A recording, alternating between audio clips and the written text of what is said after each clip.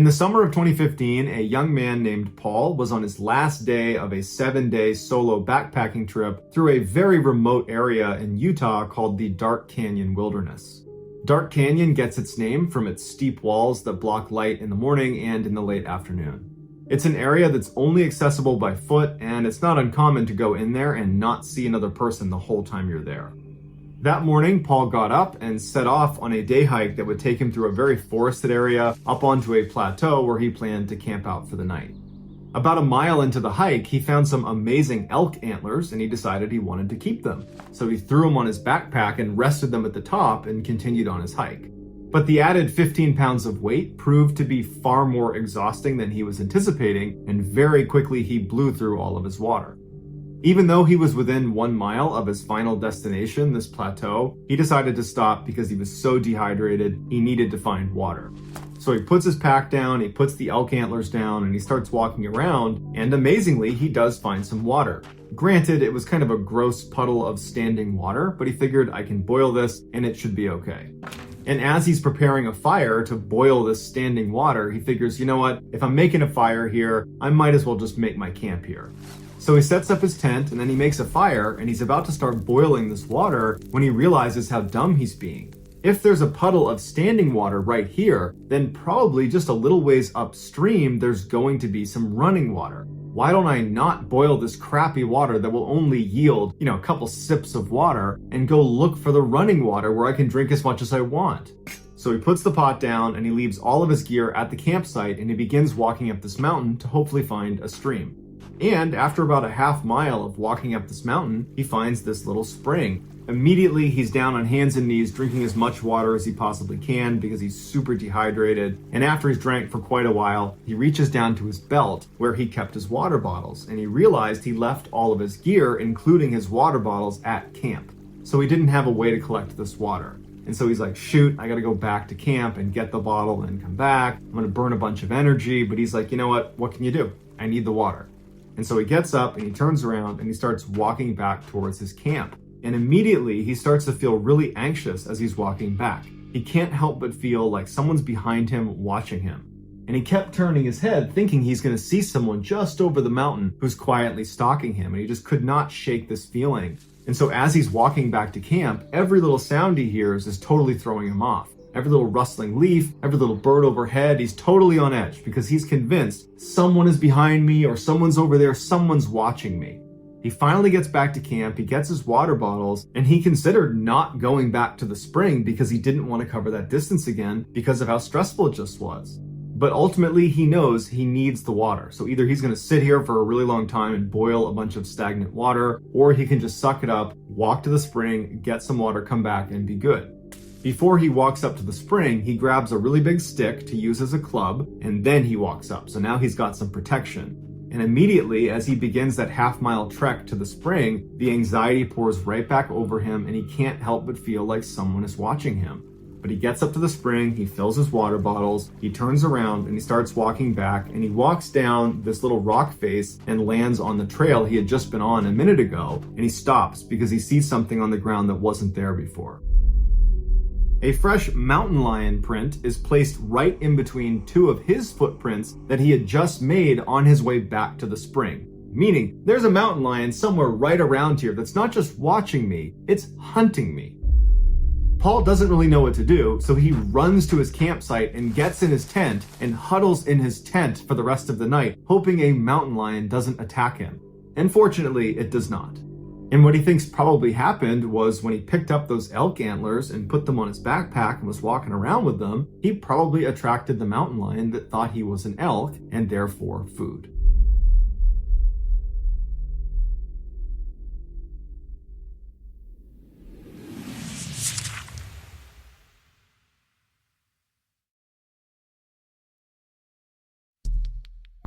The next and final story of today's episode is called Rattlesnake Canyon.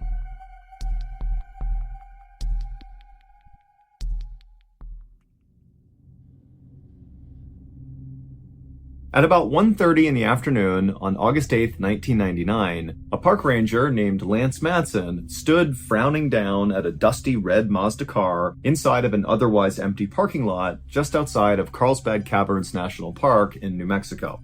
Lance knew the two men who owned this red Mazda had taken out a one-night permit to be allowed to go into Rattlesnake Canyon, which is one of the most isolated parts of this national park. It's basically just a single long, scrubby little trail that's kind of all desert with high canyon walls on either side. In order to get access to Rattlesnake Canyon, people need to go to the visitor center and literally fill out paperwork so the park rangers know they're out there and can go out and check on them if they don't come back in time. And so the two men who owned the Mazda had done that. They had filled out all the paperwork, but now Lance was noticing they had not returned at the end of their permit. They had stayed out, presumably in Rattlesnake Canyon, for an additional 3 nights. Now, Lance was not concerned because people did do this. It was more like he was annoyed because now he would have to go out into Rattlesnake Canyon and find these two guys and figure out what was going on. So Lance and the park volunteer that he was with began walking on the trail in the direction of Rattlesnake Canyon.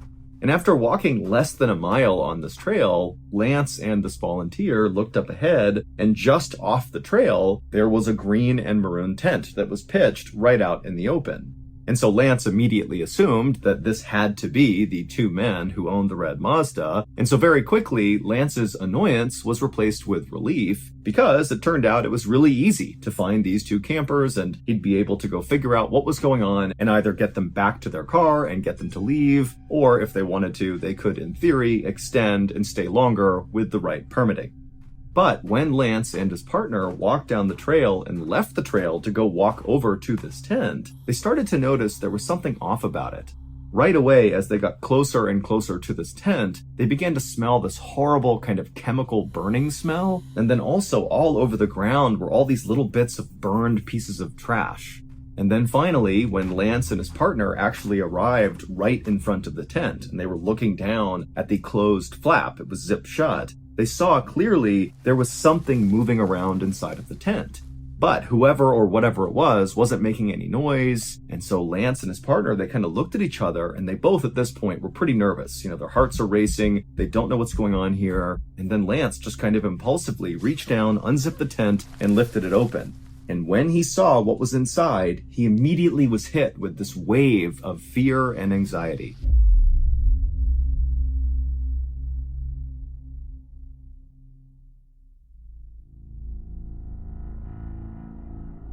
Three days earlier, on August 5th, 1999, a 26-year-old man named David Coughlin woke up in a sleeping bag inside of his green and maroon tent in Rattlesnake Canyon. And as soon as David sat up, he smiled because he could hear right outside of his tent the sound of his best friend, Rafi Kodakian, making breakfast and gathering up supplies for that morning's hike. Dave and Rafi were on what they called a trip of a lifetime.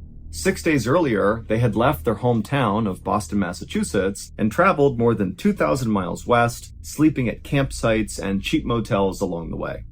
Their final destination was a university in Santa Barbara, California, where Dave was going to be getting his master's in environmental engineering, but they were going to basically turn the journey out to California into a big vacation. And Carlsbad Caverns National Park was easily both of the men's favorite spots so far, because unlike the other campgrounds they had stayed at so far, which were kind of cheap and small, Carlsbad Caverns was huge. It was 47,000 acres of just wild desert. And so for Dave and Rafi, whose normal everyday lives were kind of safe and boring, doing desk jobs and the like, this felt sort of thrilling, like they were cowboys exploring the Wild West. As Dave sat inside of his tent, listening to Rafi make breakfast and get ready, Dave noticed he was already sweating, despite it being pretty early in the morning. It was just already so hot outside. And so Dave grabbed his water and took a sip, and as he did, he thought about that park ranger who had helped them fill out their paperwork to be allowed to come out into Rattlesnake Canyon, who had made a really big deal about ensuring that Dave and Rafi each have at least 1 gallon of water per person per day that they were going to be out here because of the heat. But after they had left the park ranger, Rafi, who had way more experience camping than Dave did, explained to Dave that that was totally overkill and they didn't need that much water. So instead of bringing 2 huge gallons of water for the single night they planned to be out in Rattlesnake Canyon, Raffi had brought along for both of them just 3 16-ounce bottles of water. For reference, that's approximately 6 times less than what the park ranger had suggested. The men had already used one of those 16-ounce bottles of water to boil hot dogs the night before for their dinner, and now the bottle that Dave was drinking from was already half empty, and so he was pretty much down to the last of his water.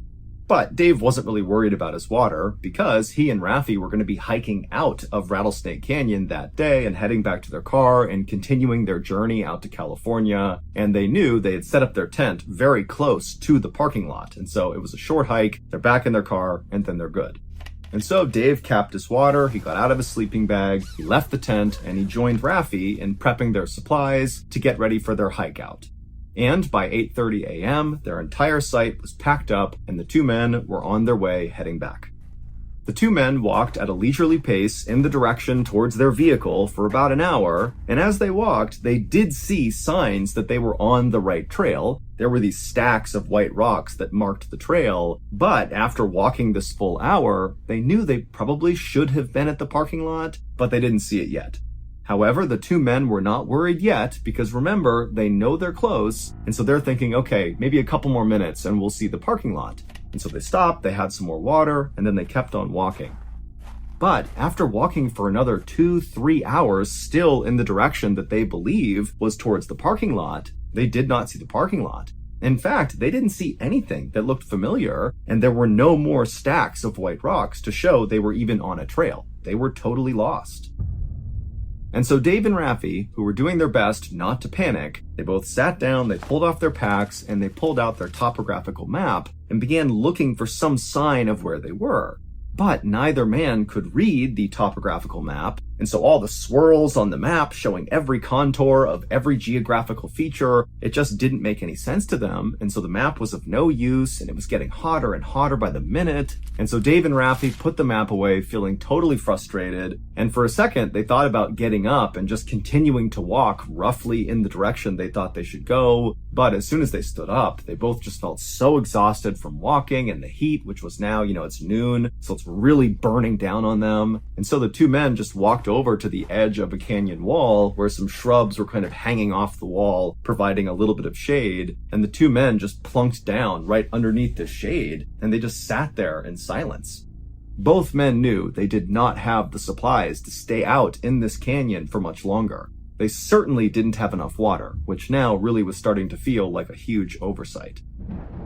But luckily, as they're just sitting there, these huge storm clouds rolled in, and for a very short amount of time, there was this incredible downpour of rain. And so Dave and Raffi began catching the raindrops in their mouths, and they began drinking the water off of rocks and leaves. And it wasn't a lot, but it was enough to kind of boost their spirits. They got a little bit more hydration in, and they were kind of ready to deal with the problem they were facing.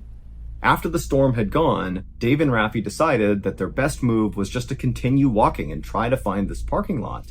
But despite this motivation, Dave and Raffi would walk for hours and hours into the night. They would not find the parking lot, and so finally they realized they would have to stop and set up camp for another night. And so Dave and Raffi, who by now were really starting to feel scared, they found this washed out gully and they set up their green and maroon tent, but neither man could sleep. And so they just sat outside of their tent, telling each other that don't worry, the park rangers are bound to have noticed that we did not come back in time. We only had that 1-day permit. We've exceeded the limit. They're bound to come out here and find us. But in the back of both Dave and Raffi's mind, they weren't so sure that was definitely going to happen. They didn't really know how long it would take for park rangers to notice when people stayed too long.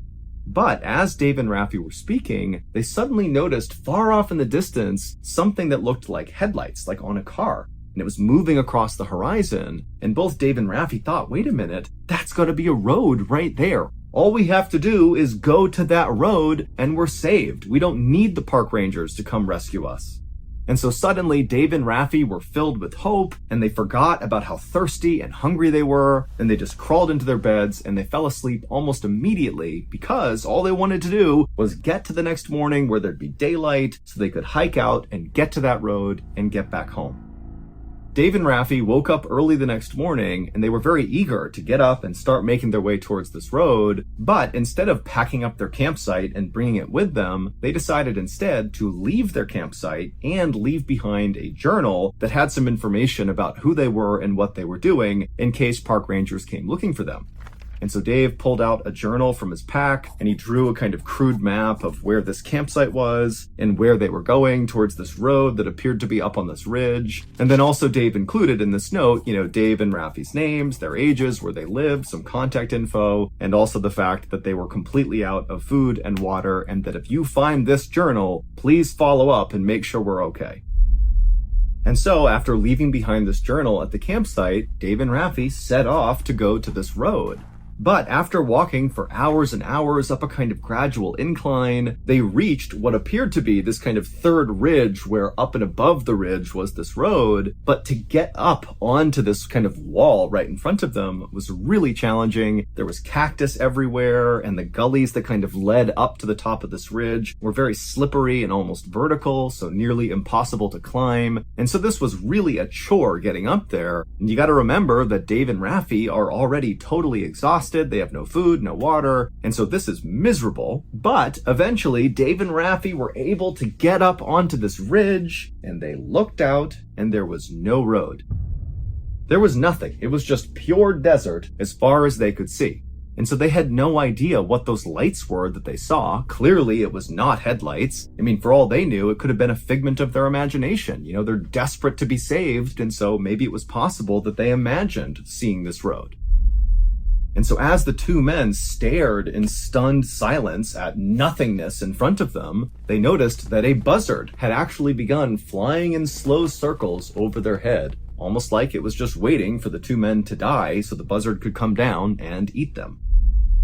Now, Dave was ready right then and there to head back to their campsite and just wait, but Raffi was insistent that they just keep on going because you never know, maybe there is a road just a little bit farther along. But after walking for maybe a couple more hours, they did not see a road, and by this point both men were beyond exhausted, and so the two men did finally turn around and painstakingly walk their way all the way back to their campsite. And as they're walking, they're telling themselves, maybe we'll get there and park rangers will be waiting for us. A search party will be here. But when they got to their campsite, there was absolutely no sign that anybody had come to their campsite since they left. Their journal with their note and their crude map and all that was still just sitting right in the middle of their campsite, untouched. And it was at this point that Dave and Raffi's spirits were just totally broken. The next morning was Saturday, August 7th. So Dave and Raffi were now beginning their fourth day in the desert and their third day without any water. Raffi had gotten really sick from drinking his own urine, and Dave had begun to experience all these horrible stomach cramps, very likely from eating unripe prickly pears. Also, Dave's legs were starting to seize up, which made it nearly impossible to walk. And so the two men knew they had no chance of hiking out of here to safety. They really just had to wait for their rescue to come. And so that day, Dave and Raffi attempted, with the little energy they had, to make a huge SOS symbol on the ground using rocks. But after putting the S down and the O down, they didn't have enough energy to collect more rocks to make the last S. And so they did not finish their SOS symbol. And then also Raffi at some point soaked his sleeping bag in fuel and lit it on fire to try to create a smoke signal that somebody might see. But the smoke didn't get high enough, and so it didn't work. And so all that really accomplished was it destroyed Raffi's sleeping bag and also created this terrible stench around their campsite of burning chemicals from having burned the polyester material that made up the sleeping bag. And so by that afternoon, when the sun was right over their head and beating down on them, Dave and Raffi just crawled inside of their tent and laid there in silence. And as they did, they noticed the stones underneath their tent felt kind of cool, and so they cut the bottom of the tent out and just laid directly on these loose rocks inside of their tent. By that evening, when still no rescuers had arrived, Dave and Raffi really began to realize that this could be the end. And so Dave, he grabbed that notebook where they had drawn that crude map of where the lights and the road had been, and he flipped the page, and then he wrote a note to his girlfriend, basically saying goodbye, because he knew he was probably going to die. And then Raffi, he took the journal, and he did something similar, but also included that, he would not allow the buzzards to get them, that they would at least ensure their bodies were intact for their families to find. And then after writing these notes and tucking the journal away, Dave and Raffi crawled out of the tent because by now it's dark out, the sun's not out, it's a little bit cooler outside. And the two men, they sat down and they began having a fairly matter-of-fact conversation about the situation they were in. Both men were very emotional. At one point, Dave began screaming and crying just out of despair. But at the end of this conversation, the two men made a decision, an unthinkable one, that really would only ever be made in a situation like this. And so after both men were on the same page, they crawled inside the tent and zipped it up.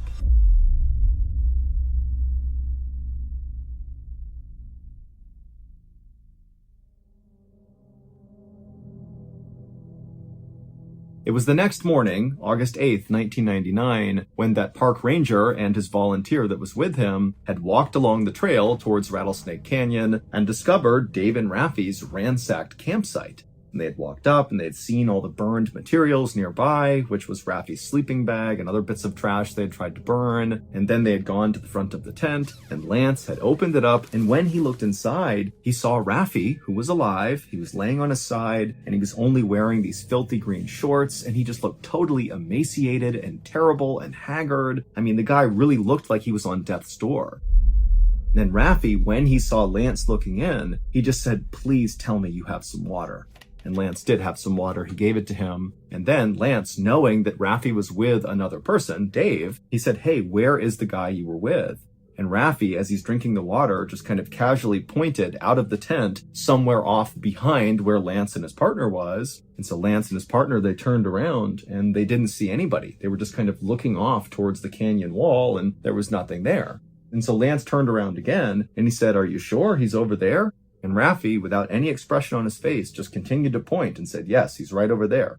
And so Lance, he got up, he turned around, and he began walking towards this canyon wall. But before he got there, he nearly tripped over this arrangement of rocks on the ground. And when he looked down at them, he knew someone clearly had arranged these rocks in a particular way. And so, with a growing sense of dread, Lance reached down and he moved aside one of these rocks. And underneath it, he saw Dave's face. It would turn out, the night before, when Raffi and Dave had crawled outside of their tent and began having that very intense conversation, what they were talking about is, what do? We know we're going to die. No one's going to reach us before we die of starvation, or we die of dehydration, or maybe some animal is going to come attack us and kill us. Like, we don't have any hope. And so as they were sitting there, Dave actually pulled out his pocket knife and attempted to cut his wrists, but he couldn't cut deep enough to actually kill himself. And so Dave said to Raffi, "You're going to have to kill me. And then after that, you're going to have to kill yourself." And Raffi had agreed. And so Raffi and Dave, they went back inside their tent with no floor. It's just open rocks on the bottom. And Dave, he lied down on his back and he pulled his shirt up and he exposed his rib cage. And then Raffi, he pulled out his 4-inch pocket knife and he placed it right up against Dave's rib cage. And then with Dave basically egging him on to stab him, Raffi attempted to push the knife into his heart, but he couldn't break the skin. And so Dave, he's now screaming out in pain, but he's still urging Raffi to come on, just do it already. And finally, Raffi does manage to get the knife right through his ribs and into Dave's heart. Dave did not die right away, but Raffi covered his mouth and continued to push that knife in until he did die. And then once Dave was dead, Raffi used the little bit of energy he had to drag his body away from the tent, where he buried him under those rocks. And then Raffi, who now has no energy left, just crawled back to his tent and laid down on those loose rocks inside of his tent and waited to die. But just a few hours later, on the morning of August 8th, Lance the park ranger, along with his volunteer, had come down and discovered Raffi before he had died. Little did Dave and Raffi know, this campsite where they had been for the past few days was just a 15 or 20-minute walk from their car. 9 months later, on May 11th, 2000, Raffi pled guilty to murder and was sentenced to 16 years in prison. However, Raffi insisted throughout the trial that the reason he killed Dave was because Dave asked him to. It effectively was a mercy killing, and that Raffi intended afterwards to die himself. This was murder-suicide. And Dave's family believed Raffi, and so did another judge. And so ultimately, Raffi would only serve 16 months in prison before he would be released. In Arlington, Massachusetts, the couple had been together for 10 years, and their family said they really loved each other and they were a great couple. In July of that year, Jeannie and Mike left for a planned trip to Yosemite National Park in California to go backpacking and sightseeing. On July 9th, the couple arrived at Yosemite and they entered via this road that was only open during the summer. So as such, it was totally desolate and they were the only ones in this road. And they had about a 2.5 hour drive until they reached the spot they were going to actually stop at. So they had the scenic drive up the road, and about 2 hours into this drive, there was this turnout on the side of the road where a couple of other tourists were standing and sightseeing, and Jeannie and Mike decided they wanted to pull over and get out and stretch their legs. So they pulled over in the turnout, and when they got out, Mike said he wanted to walk down the trail a little ways to this area that apparently was good for bird watching. And Jeannie didn't want to do that. She wanted to walk in the other direction up to this overlook. And so they decided that they would each get to do their own activities. They'd be gone for 15 minutes and then meet back at the car. So Mike heads down and does his bird watching. And then after 15 minutes, he walks back up to the car expecting to see Jeannie, but she's not there. And this is 1995. Neither of them had a cell phone. And so he can't just call her. And so he just stands by the car and waits. And so he's looking around, waiting for her to reemerge out of the trail she had left on. But after 15 more minutes goes by and he still hasn't seen her, he walks up to some of the tourists that were there in the first place.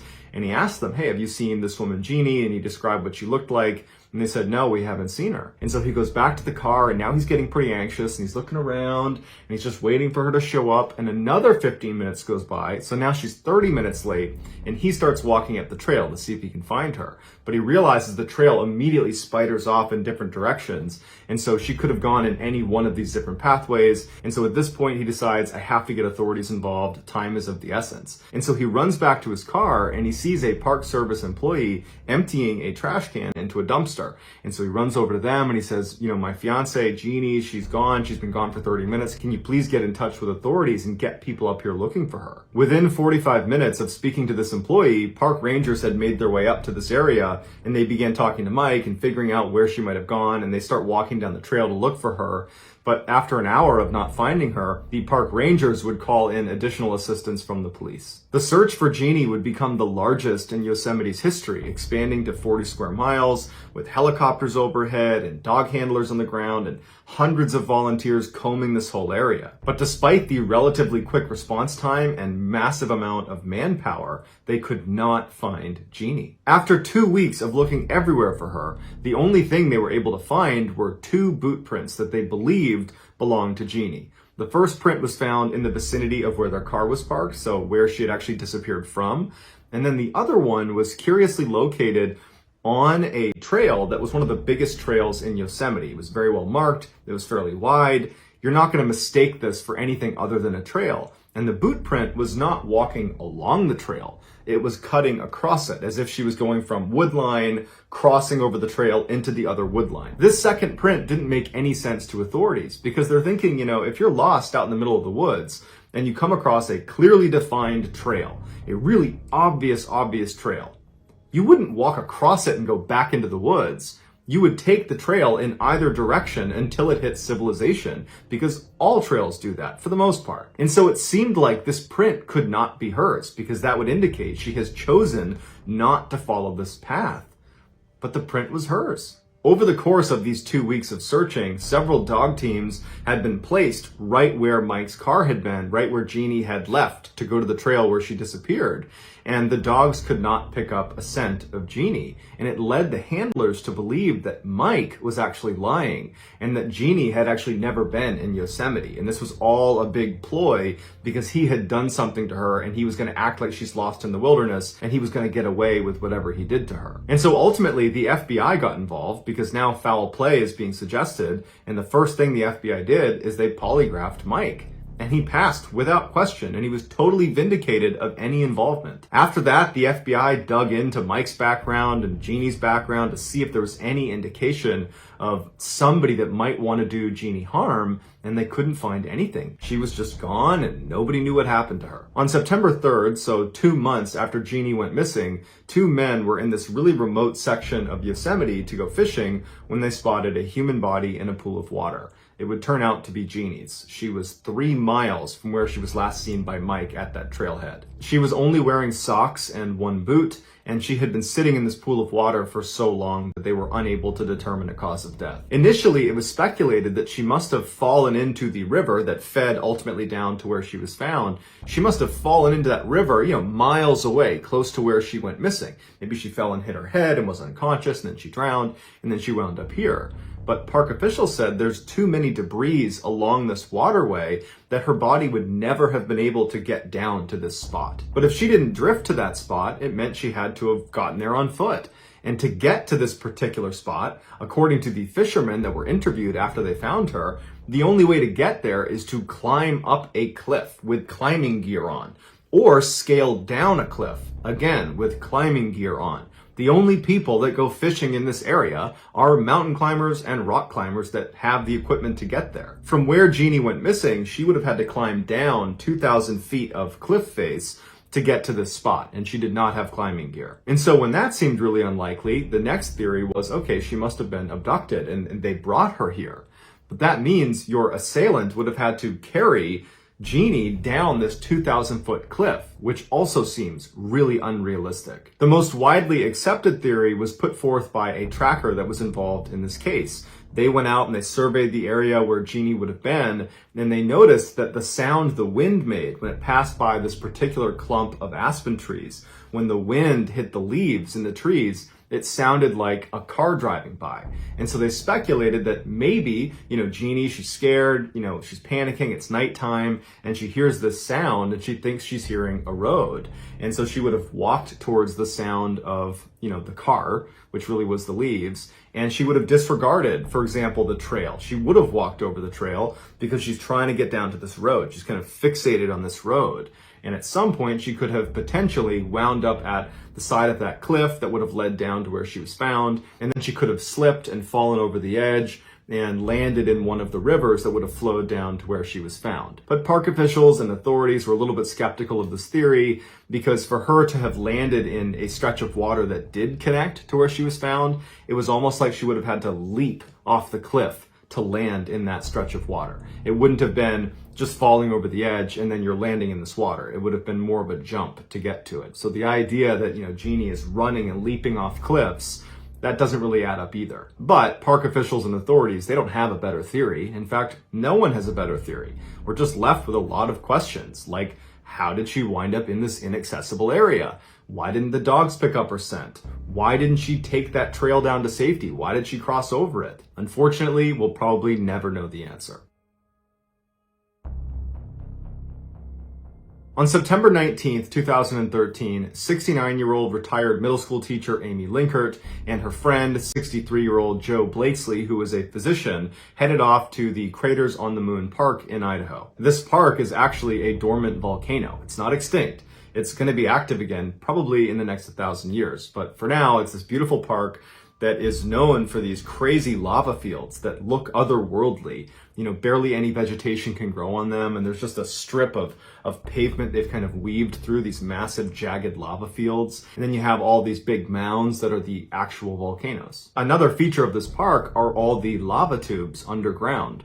All the molten lava, when it jets around underneath the surface before shooting out, it carves these natural tunnels underground, these huge caverns. They're like these big caves you can explore. And there's 1,100 miles of lava tubes, tunnels, and caves underneath this park. The 2 women told their families they would be back in Boise, Idaho by the 21st. But when the 21st came and they were not home, their families were suspicious. They tried calling them, they didn't pick up. And for the next 36 hours, they just kept trying to call them and, called around to see if anybody else knew where they were. And then finally, on the morning of the 23rd, when no one knew where they were, they reached out to the authorities. The formal search for these 2 women began on the 24th, so 5 days after they had initially left for this trip.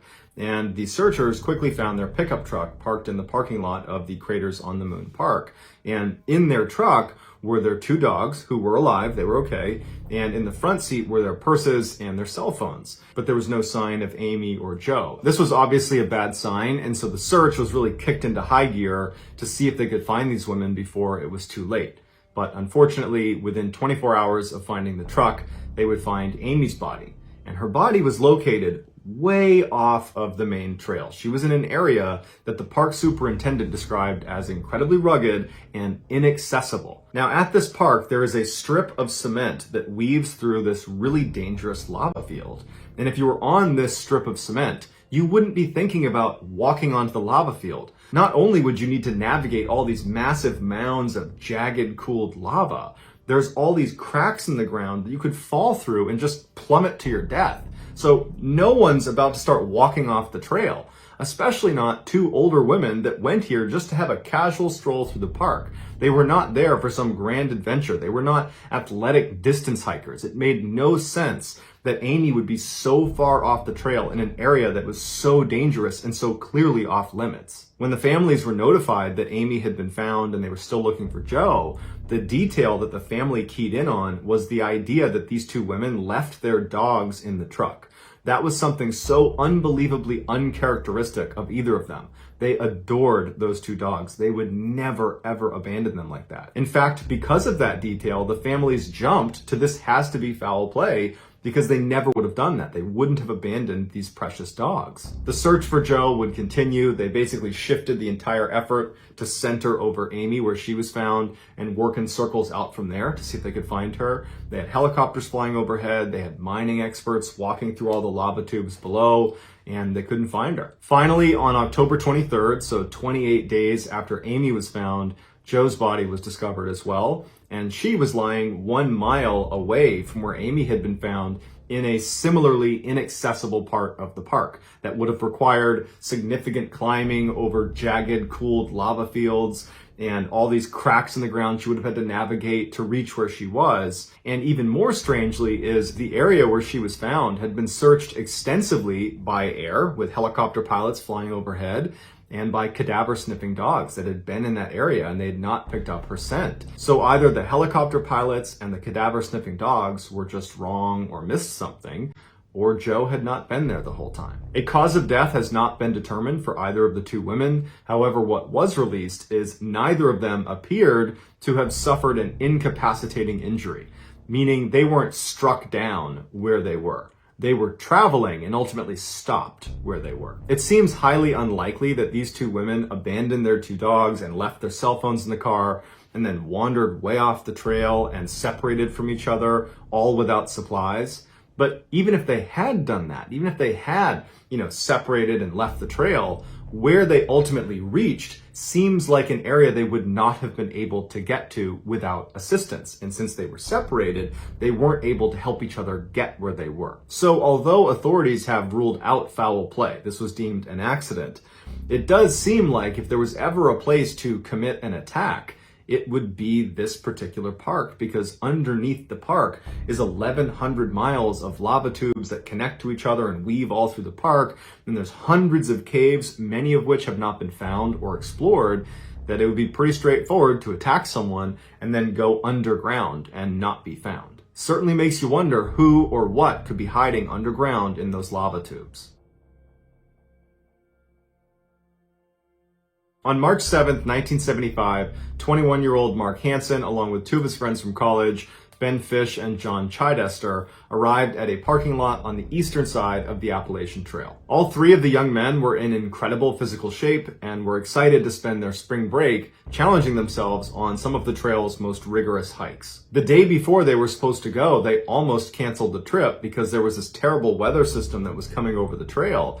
And they were thinking, it's going to be dangerous. It's not such a good idea. And then they started talking some more and they were like, well, we're already going to, challenge ourselves. It would be even more challenging to hike these really difficult trails with the inclusion of bad weather. So this is another way to, test our abilities. And so they kind of got pumped up at the idea of hiking the Appalachian Trail in terrible weather. So the guys arrive in the parking lot, the windshield wipers are furiously working to keep the pouring rain off. They hop out and they're getting soaked by the rain. They put on their ponchos, they grab their heavy packs, and they make their way over to the trail. Their plan was to move west along the trail until they hit the Tri-Corner Shelter, where they would spend their first night. The Tri-Corner Shelter is one of the many shelters along the Appalachian Trail. They are open to the public. There's no heating or electricity, but it provides shelter from the storm. You can go in there and, get in a sleeping bag and you'll be fine. But to get to the Tri-Corner Shelter, they would need to hike 16 miles, almost completely uphill, walking right into the wind, and it's raining on them, and it's supposed to snow later on. So it's just a treacherous first day. But they take off, they start walking up this trail, and after a couple of miles, John says, you know what, guys, this is awful. I think we should probably turn around. I think we've underestimated how bad this is going to be. Let's go back to the car and we'll do this another time. But Mark and Ben were like, oh no, we are committed. We are doing this. We are not turning around. And John's like, you know what? Suit yourself.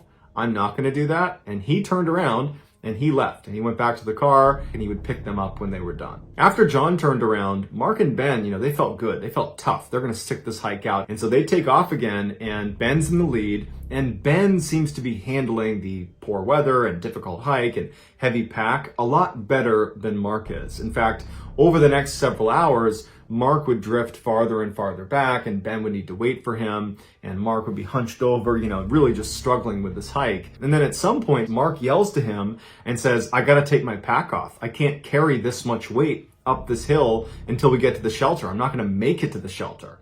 And Ben would say to him, if we don't get to the shelter for some reason, you're going to be stranded out here in this storm without any warm clothes, without your sleeping bag, without your tent, without your food, without your water. It's way too dangerous. You have to keep your pack on. And so finally Mark is convinced, and he's like, oh, all right, puts his pack back on, and they continue moving. About an hour later at 7 p.m., they had reached the section of the trail where they knew they were getting close-ish to the Tri-Corner Shelter. They were certainly well beyond the halfway point. But it was dark out, the temperature had dropped significantly. At this point, Ben is basically Mark's cheerleader, kind of egging him on to keep moving, and Mark's kind of staggering along this trail, and Ben and Mark are just hoping that shelter just appears at some point here because they don't know how much farther they can go. Another hour and a half goes by. They still haven't made it to the shelter. Mark is groaning. He can barely move. It's pitch black. The rain has now completely shifted over to snow, and it is just dumping snow on them. And Ben is concerned that, somehow did we take a wrong turn, even though they were on a really well-marked trail, and he knew they hadn't. He figured they must be so close at this point. And it was around this time that Mark yells out to Ben, I'm done. I can't go any farther.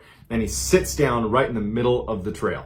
He's sitting down with his pack, and he's just laying there, and Ben is like, come on, we're so close. You can't sit down now. And Mark's like, I'm not moving. I can't do any more. I'm going to sleep right here. Ben knows this is a bad idea. I mean, they did have warm clothes and sleeping bags, and they probably would be just fine sleeping out in the middle of the trail, but it just seemed so unnecessarily risky when there's probably a shelter maybe a couple hundred meters away, and he would turn out to be right.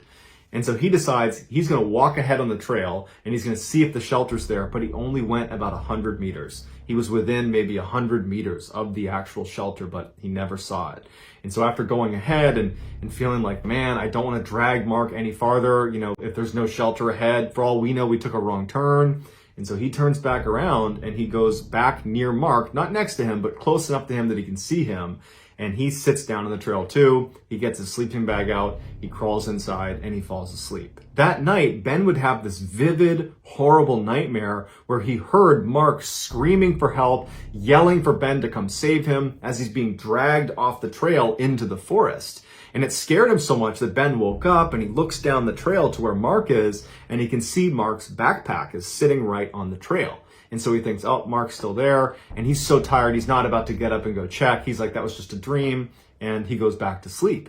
The next morning, when the sun comes up, Ben gets up again. And the first thing he does is he looks over at Mark and he sees the pack. But he realizes that Mark is not there. It's just the backpack. And so Ben jumps up and he yells for Mark. He doesn't get a response. He's looking around thinking he's got to be around here, but He's not. It snowed that night, so any tracks Mark would have left to show where he went to were now covered up. And that's when it dawns on Ben that that dream he had the night before, that might have been real. And he has this sinking feeling that something horrible has happened to Mark and that he didn't save him.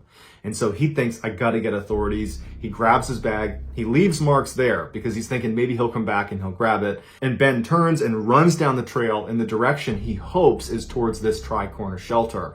And he can't believe it when literally 200 meters away, he finds the tri-corner shelter. They were that close. And inside are other hikers. He was able to get one of them to run down and get Park Services to know that they have a missing hiker on the trail. Searchers were dispatched to the area where Mark and Ben had been sleeping on the trail. The first thing they did is they went to his bag, and inside were all the things he would need to survive out in the wild. His tent, his warm clothes, his sleeping bag, his food, his water, everything.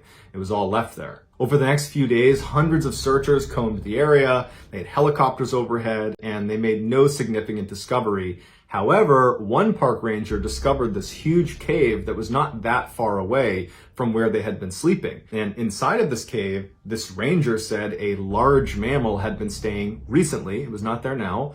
And there was all these animal bones inside the cave. So it was obviously a predator of some kind. And so there was speculation that between this cave that probably held, a bear or something like that, and Ben's dream that probably was reality of Mark being pulled off the trail screaming for help, that maybe Mark was attacked by some animal that dragged him away. On the 9th day of the search, Mark's body was found. It was located 3 miles down the hill from where he and Ben had been sleeping up on that trail. Mark was positioned up against a tree. His jacket was open, his gloves were off, and his boots were off, and they were placed right next to him. An autopsy concluded he must have died within 24 to 36 hours of leaving that trail. So there's lots of questions with this one, namely, why did Mark, in the middle of the night, get up, not tell Ben where he was going, and then leave the trail and walk 3 miles away? The trail they were on was very well worn, that even at night in a snowstorm, it would be very obvious if you were on the trail or if you were off the trail. If you look at this picture, this is a section of the trail they were on. This is not the literal place they were at, but this is a good representation. As you can clearly see, there is a trail that runs down the middle, and then there is the forest to the side of that trail. That if you were to leave the trail, you'd be bumping into trees left and right. It would be very obvious you were off the trail. So Mark had to have known he was leaving the trail. But even if Mark had a great reason for wanting to leave the trail, just hours earlier, he couldn't even stand. That's why they were even laying on the trail to begin with, because he couldn't go any farther. So the idea that he can just jump up in the middle of the night and navigate this really difficult terrain for 3 miles in total darkness in the snow, that doesn't make sense either. And then you have Ben's dream, where he hears Mark screaming for help, and he's yelling for Ben to come save him as he's getting dragged off the trail. There's a good chance what Ben was hearing and seeing in his dream was actually playing out just several feet away from him down the trail. So David Paulides and the other people involved in this search, they all believe the key to understanding what happened to Mark is what caused him to scream for help and potentially what pulled him off the trail and dragged him 3 miles away.